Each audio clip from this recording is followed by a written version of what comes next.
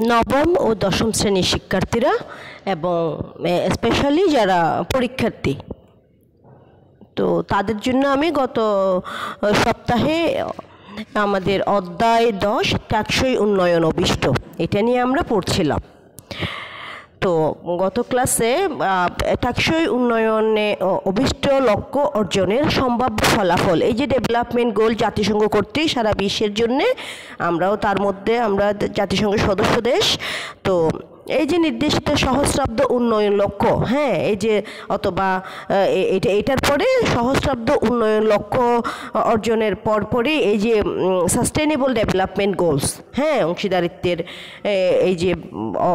এইটা অর্জনে এই যে অংশীদারিত্বের প্রয়োজনীয়তা বাংলাদেশ সহ সকল জাতিসংঘের সকল দেশের উপর কিন্তু এটা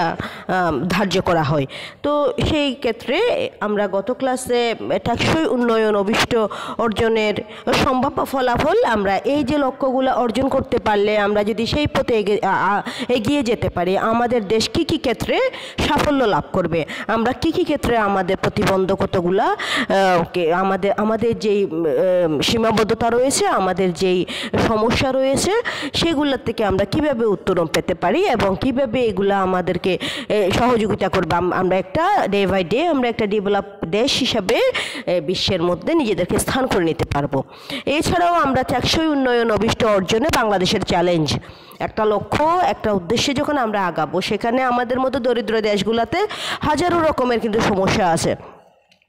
দারিদ্রতা রয়েছে, তারপরে একদম মেইন যেটা সেটা হচ্ছে দারিদ্রতা, তারপরে শিক্ষার অভাব রয়েছে, বাসস্থান, স্বাস্থ্য, বেসিক নিডসগুলো